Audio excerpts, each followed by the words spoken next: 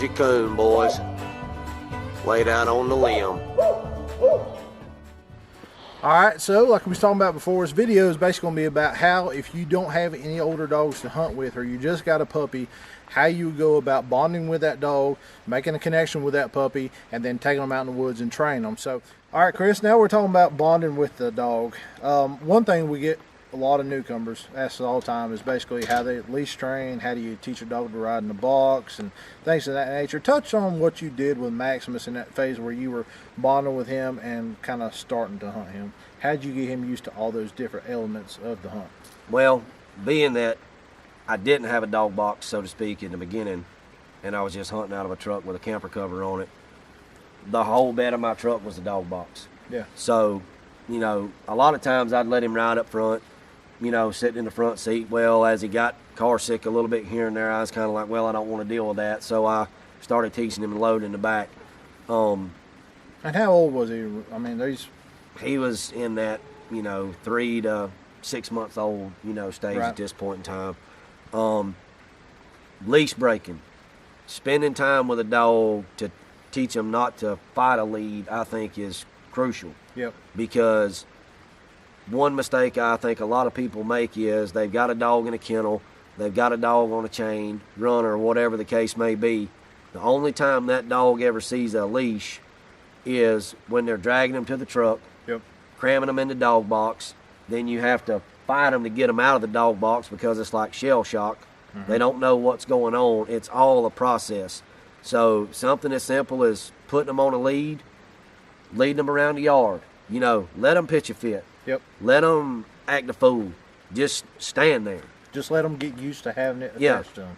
You know, if you like using treats, so to speak, yeah, keep little dog biscuits in your pocket. You know, when they get done fighting it, you know, you may have to give it to them the first few times, right, but eventually they learn that, hey, this isn't a bad thing. Yeah. I'm not saying you have to train by using little dog biscuits or whatnot. I don't always do that, but sometimes as a last resort I will. A lot of tricks to it, though. A lot of different things you can use. I mean, you know, just whatever works for bonding with that dog. Some dogs, all you got to do is love on them and they respond to that. Some dogs, they could care less about that, but they respond better to a treat. Right. You know, as far as teaching them to load in the truck, you know, some dogs will do it naturally. Just because, you know, it's almost like they're born kind of knowing what to do. A lot of dogs, though, when you walk up to the truck, they're going to be putting the brakes on, thinking it's something new, being stiff-legged. The first few times, I may pick them up, set them on the tailgate, love on them, you know, maybe give them a treat. Might just love on them, whatever. Shut the tailgate. You know, like with Maximus, he was just going into camper cover, so he could roam all around the back of the truck, do whatever he wanted to. Right. You know, one thing that I think is important too is teach a dog to learn not to just bail out as soon as you open the dog box. Right. So manners. You know, that goes back to manners. You know, it's a lot easier to have a dog just walk out that you put the collar on if you don't already have a tracking collar on him. Right. And then take him hunting versus more or less having to wrestle him to the tailgate. By that time, the dog's scared, nervous, maybe even mad at you. Yep. You know, they're not going to perform as well or try to work as hard as if, you know, you had already put that time into them. Yep. You know, I had several guys when I was younger starting to train, you know, dogs to work cows and stuff like that. They would always tell me, put a handle on them before you teach them a job, and it makes your life a lot easier. If you can't get a dog to come to you, heel and sit before you're asking them to do a job, them going to do their job is like a kid in a candy store. It's full of excitement, plenty of distractions, and if without those distractions they don't respond and have a handle on them, you can't expect them to have a handle on them when everything's moving and going wide open. We've all seen it, or we've owned one of them dogs where maybe they was just an awesome coon dog. You come in the woods, you're going to find meat, but it's a pain in the butt to get them in the box. Right. They're barking in the box all the way there. You put a lead on them, they're jerking you up and down the mountain or whatever. You can't call them to you when you need them to. You can't call them off a tree and send them on. And all that comes down to the initial stages of when the pup is very young, bonding and spending time. If you'll take the time to bond with that dog, make a friendship with that dog, and teach him the basic manners, when you get to the woods later on, your hunt's going to be way more enjoyable. Very true. And I believe that the manners and handle part starts from the time you buy a pup at weaned age or get given a pup at weaned age, Right.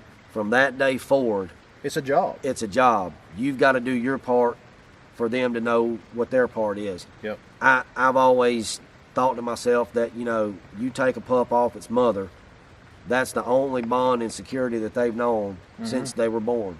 Yep.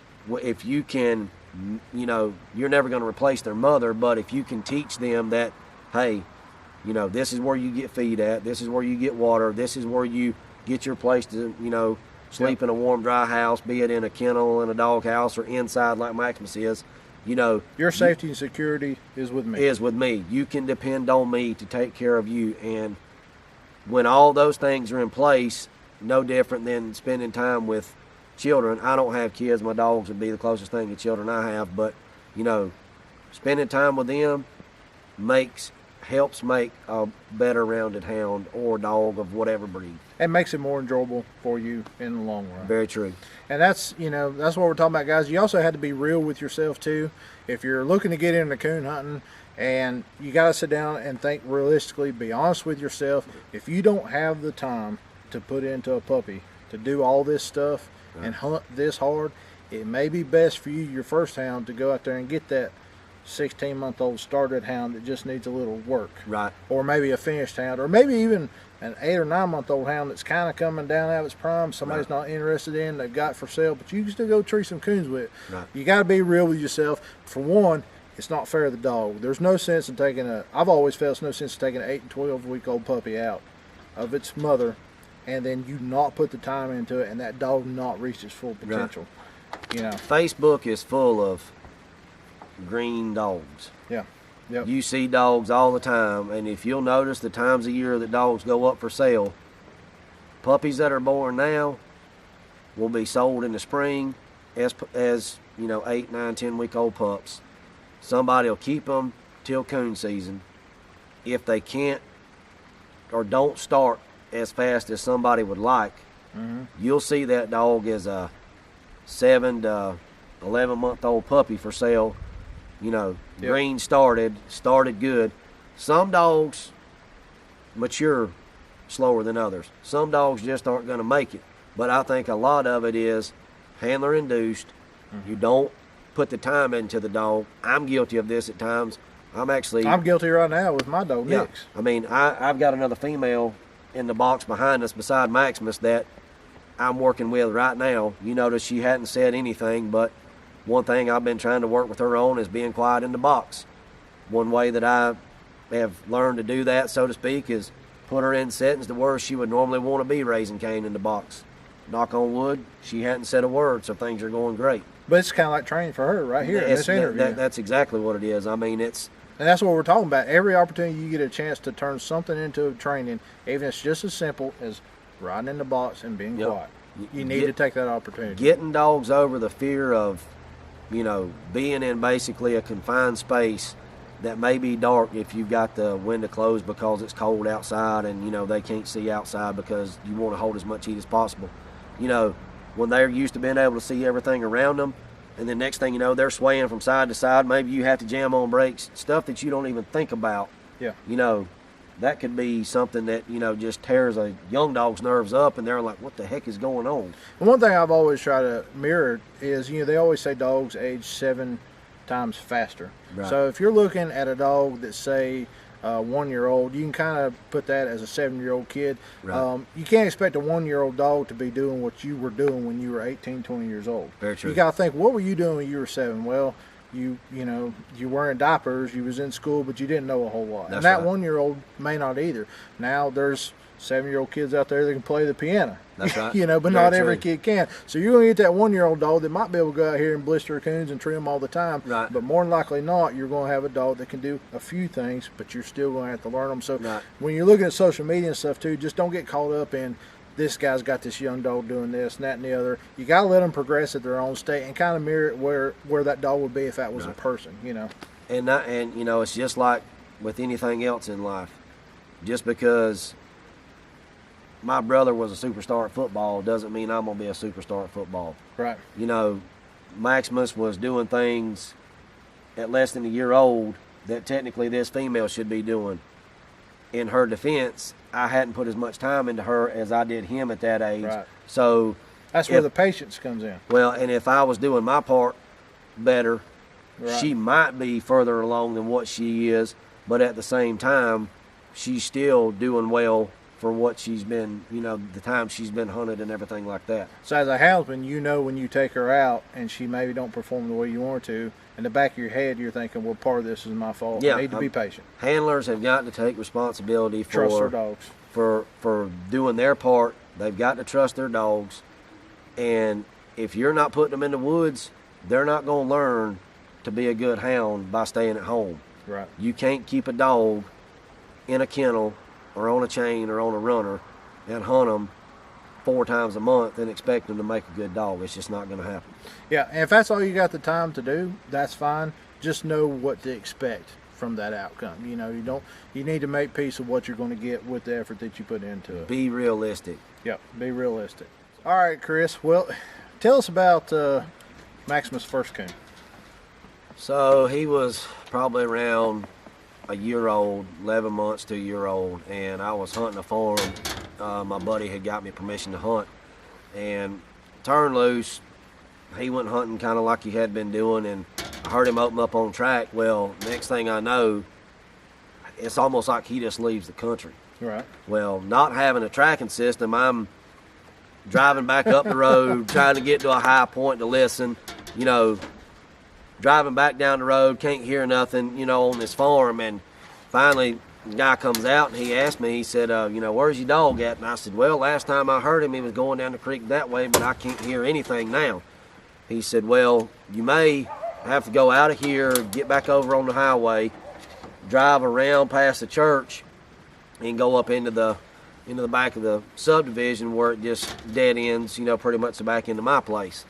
So I do that, and when I get there, pull it into this road, I can hear Maximus sounding like he might be trying to be treed. Well, I sit in the truck for... So he hadn't really got his hammer down voice yet. No, You just tell something a little different. Yeah, he was, kind of making a ooh-ooh sound here and there, Yeah. not going anywhere. I could tell he was staying in the same area. Well, finally, after about an hour of sitting there, I'm tired, ready to go home, and I just get out of the truck, get a lead, take off in there. Didn't even take a rifle with The me. hour of sitting there, he ain't moved. He's still not locked down. No. Just funny sounding, not going nowhere. Yeah, he's just, staying in the same area, making kind of a different noise here and there. So I walk in through there, and I actually ended up having to walk probably close to 3/4 of a mile. Well, get in there. I'm tired, frustrated about how far I just had to walk. I didn't even look up the tree. It was kind of a blowdown with a small oak tree behind it. Yeah. And he was kind of standing on the blowdown, not really looking up this tree right behind it, but just kind of making a yodeling sound every now and again.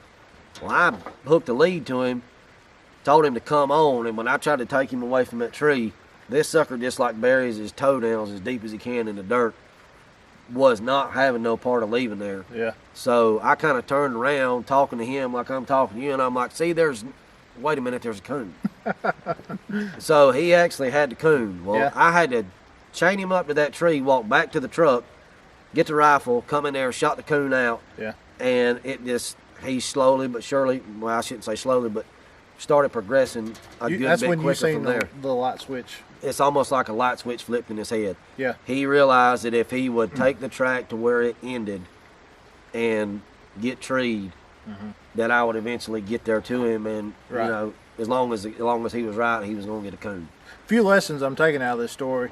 One, you're hunting plenty, 6-7 nights a week. Yes, sir. 2, you're patient. You're waiting on this dog in the truck for an hour. You're not going out Right. here trying to let's go make one 20-minute drop and go to the house. Right. You're giving this dog hours, Yep. probably, the time you cut him loose, to work something out. Yes. Being patient with the dog, and to your fault, and I've done this many times, everybody has, you didn't trust the dog to Right. begin with. So at that time, he learned something, but you learned something too, right? Well, see, there would be nights that I would be frustrated, and I'd go back home, and Dusty would ask me how I've done, and I'd be like, well, he did this, he did that, and he's like, you got to be more patient. I had another buddy of mine, Chad, that's all he had ever hunted growing up was plots, and he would tell me, he's like, you just got to be patient with him. So, I mean, literally, I'd go out there and sit, let him do whatever he was going to do.